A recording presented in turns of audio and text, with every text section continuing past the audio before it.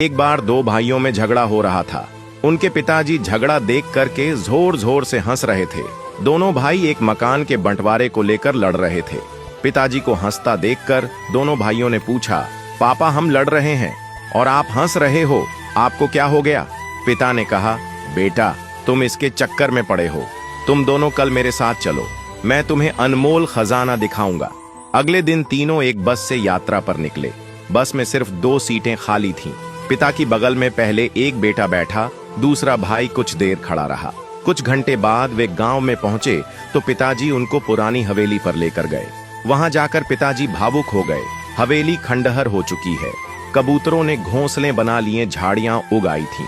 पिताजी रोते चले जा रहे थे और उनसे कह रहे थे, देख रहे हो इस हवेली को? इस हवेली में तुम्हारा बचपन बीता है। इसी हवेली के लिए मैंने अपने बड़े भाई से लड़ाई की थी। हम मरने मारने पर उतारू हो गए थे, जैसे कल तुम लड़ रहे थे।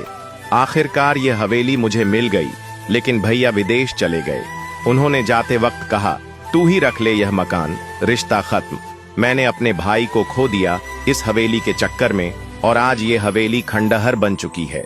तुम दोनों ऐसे ही लड़ते रहे तो जमीन और मकान तो रह जाएंगे, लेकिन रिश्ते हमेशा के लिए खत्म हो जाएंगे।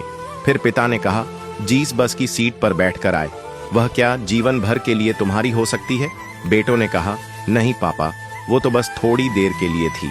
बस में तो सवारी बदलती रहती है। पिताजी ने कहा, बस यही जिंदगी है, सवारी बदलती रहेंगी। जो चीज थोड़ी देर के लिए मिली है उसके लिए झगड़ना बंद करो। खुश रहिए, मोहब्बत से रहिए। भौतिक चीजों के पीछे नहीं, भावनाओं के पीछे दौड़ो, क्योंकि रिश्ते ही सबसे बड़ा खजाना है। बात से सहमत है तो यस जरूर लिखे और इसी तरह की कहानियों के लिए हमारे पेज के साथ जरूर जुड़े।